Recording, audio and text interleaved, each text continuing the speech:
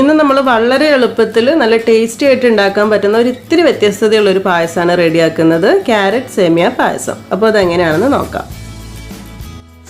അപ്പോൾ ഈ ഒരു പായസം റെഡിയാക്കാനായിട്ട് ഒരു പാൻ വെച്ച് ചൂടാക്കി അതിലേക്കൊരു 1 ടേബിൾ സ്പൂൺ നെയ്യ് ആദ്യം ഒഴിച്ചു കൊടുക്കാം.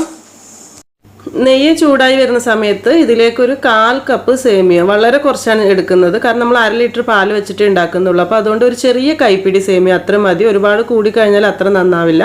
ഇത് ചെറിയ തീയിലിട്ടിട്ട് നന്നായിട്ടൊന്ന് വറുത്തെടുക്കുക. സേമിയ വറുക്കുന്ന സമയത്ത് കരിഞ്ഞു പോവാതെ ശ്രദ്ധിക്കണം. എന്നാൽ അത്യാവശ്യം നല്ലൊരു കളർ ആവും വേണം. ഒരു നല്ലൊരു ഗോൾഡൻ ബ്രൗൺ കളർ ആയിട്ടുണ്ടെങ്കിലാണ് പായസത്തിൽ കാണാനായിട്ട് നല്ലൊരു ഭംഗി ഉണ്ടാവുക. ഇനി ഇതിലേക്ക് 2 കപ്പ് പാലാണ് ചേർക്കുന്നത്. അതായത് 1/2 ലിറ്റർ പാല്, 250 ml ഒരു കപ്പിലാണ് എടുത്തിട്ടുള്ളത്. അങ്ങനെ 2 കപ്പ് പാല്, പശുവിൻ പാലാണ് എടുത്തിട്ടുള്ളത്, ഫ്രഷ് മിൽക്ക്. തിളപ്പിച്ചെടുത്തിട്ടുള്ള പാലൊന്നല്ല, ഡയറക്റ്റ് തന്നെ ഇതിലേക്ക് ഒഴിക്കുകയാണ് ചെയ്യുന്നത്. അതിൻ്റെ കൂടെ തന്നെ ഇതിലേക്കൊരു 3/4 കപ്പ് വെള്ളവും കൂടെ ചേർക്കുന്നുണ്ട്. കാരണം പാലിൻ്റെ ഒരു ടേസ്റ്റ് മാത്രം ഇഷ്ടമുള്ളവർക്ക് വെള്ളത്തിൻ്റെ അളവ് കുറയ്ക്കാവുന്നതേ ഉള്ളൂ.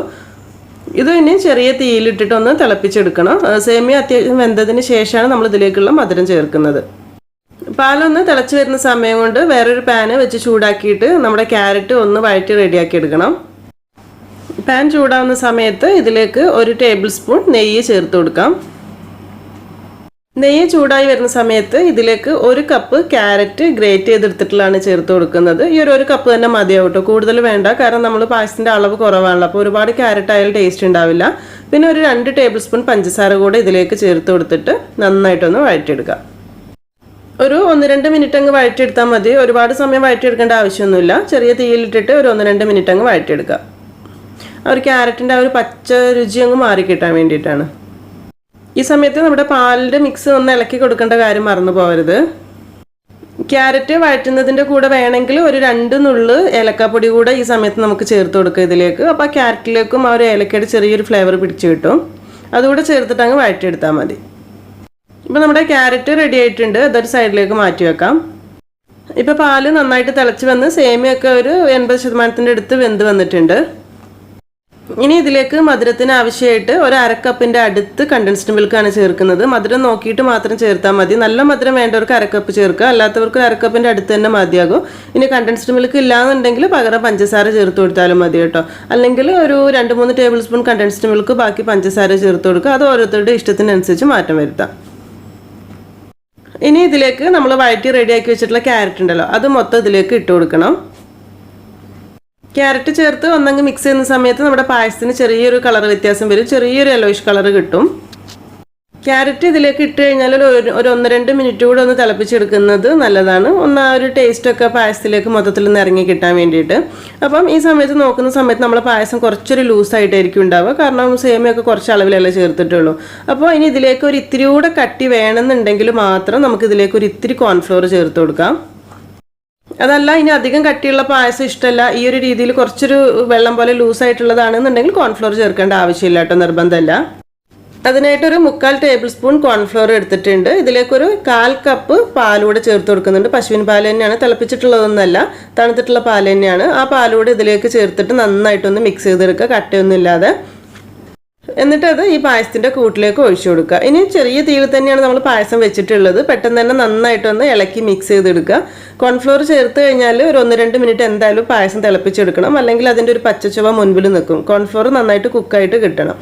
അപ്പോൾ കോൺഫ്ലോർ എടുക്കുന്ന സമയത്ത് പ്രത്യേകിച്ചൊരു കാര്യം ശ്രദ്ധിക്കേണ്ടത് എന്താണെന്ന് വെച്ചാൽ ഒരിക്കലും അളവ് കൂടി പോരുത്. അങ്ങനെ ആകുമ്പോൾ പായസം ഭയങ്കര കട്ടിയാവും ചെയ്യും. ആ നല്ലൊരു ടേസ്റ്റ് നഷ്ടപ്പെട്ടിട്ട് ആ ഒരു കോൺഫ്ലോറിൻ്റെ ഒരു ടേസ്റ്റ് മുൻപിൽ നിൽക്കുകയും ചെയ്യും. അപ്പോൾ അതുകൊണ്ട് ഒരു 3/4 ടേബിൾ സ്പൂൺ തന്നെ കറക്റ്റ് ആയിരിക്കും. 1 ടേബിൾ സ്പൂൺ തന്നെ വേണ്ടി വരില്ല കേട്ടോ. കോൺഫ്ലോർ ചേർത്ത് കഴിഞ്ഞാൽ ഈ പറഞ്ഞ പോലെ കുറേ സമയത്ത് തിളപ്പിക്കുകയും ചെയ്യരുത്. അങ്ങനെ ആകുമ്പോൾ പായസം ഒരുപാട് കുറുകി പോകും. കാരണം ഇപ്പോൾ ഈ കാണുന്ന ഈ ഒരു തിക്നെസ് മതി നമുക്ക് പായസത്തിന്. ഇതിന് ഇരിക്കുമ്പോൾ ചിലപ്പോൾ ഒന്നുകൂടെ ഒന്ന് കുറുകാൻ ചാൻസ് ഉണ്ട്. അപ്പോൾ അതുകൊണ്ട് തന്നെ കോൺഫ്ലോർ ചേർത്ത് ഒരു 2-3 മിനിറ്റ് ചെറിയ തീയിൽ ഒന്നങ്ങ് തിളപ്പിച്ചതിന് ശേഷം ഗ്യാസ് ഓഫ് ചെയ്യണം കേട്ടോ, അല്ലെങ്കിൽ ഭയങ്കരമായിട്ട് കുറുകി പോകാനുള്ള ചാൻസ് ഉണ്ട്. ആ പായസത്തിന് കറക്റ്റ് ഒരു തിക്നെസ് മൊത്തത്തിൽ കിട്ടാൻ വേണ്ടിയിട്ടാണ് നമ്മളൊരു ഇത്തിരി കോൺഫ്ലോർ ഇതിലേക്ക് ചേർത്തിട്ടുള്ളത്. ലാസ്റ്റ് നമുക്ക് ഇതിലേക്ക് ഒരു 2 നുള്ള ഏലക്കാപ്പൊടി കൂടെ ചേർത്ത് കൊടുക്കാം. ആദ്യം ക്യാരറ്റിലേക്ക് ഒരു ഇത്തിരി ചേർത്തിട്ടുണ്ട്, എന്നാലും ഒരു ഇത്തിരി കൂടെ ചേർത്ത് കൊടുത്തിട്ട് മിക്സ് ചെയ്യാൻ കുറച്ചുകൂടെ നല്ലൊരു ഫ്ലേവർ കിട്ടും. ഈ ഏലക്കയുടെ പൊടി നമ്മൾ പാല് തിളപ്പിച്ചുകൊണ്ടിരിക്കുന്ന സമയത്ത് ചേർക്കണം എന്നുള്ളവർക്കാണെങ്കിൽ ആ സമയത്ത് 2 നുള്ള ഇട്ട് കൊടുത്താലും മതി കേട്ടോ. അതുപോലെ തന്നെ ആ പായസത്തിൻ്റെ മധുരം ഒന്ന് ബാലൻസ് ചെയ്യാൻ വേണ്ടിയിട്ട് ഒരു 2 നുള്ള ഉപ്പ് കൂടെ ചേർത്ത് കൊടുത്തിട്ട് ഒന്ന് മിക്സ് ചെയ്തെടുക്കണം. ഇനി ലാസ്റ്റ് ഇതിലേക്ക് ഞാൻ കുറച്ച് നെയ്യിൽ ഒരു ഇത്തിരി അണ്ടിപ്പരിപ്പ് മുന്തിരിയും വറുത്തൊഴിച്ചിട്ടുണ്ട്. അതിന് പ്രത്യേകിച്ച് അളവ് പറയാനില്ല, നമ്മളെ താല്പര്യത്തിനനുസരിച്ച് എടുത്താൽ മതി. അതുപോലെ തന്നെ ഒരു ഭംഗിക്ക് വേണ്ടിയിട്ട് കയ്യിൽ പിസ്ത ഉണ്ട് എന്നുണ്ടെങ്കിൽ മിക്സിയിലിട്ട് ഒന്ന് പൊടിച്ചെടുത്തിട്ട് ഒരു ഇത്തിരി പൊടി ഇതിലേക്ക് ഇട്ട് കൊടുക്കാം. ഇതൊരു നിർബന്ധമില്ല, അതുകൊണ്ടാണ് ഞാൻ ഇൻഗ്രീഡിയൻസിലൊന്നും എഴുതാതിരുന്നത്.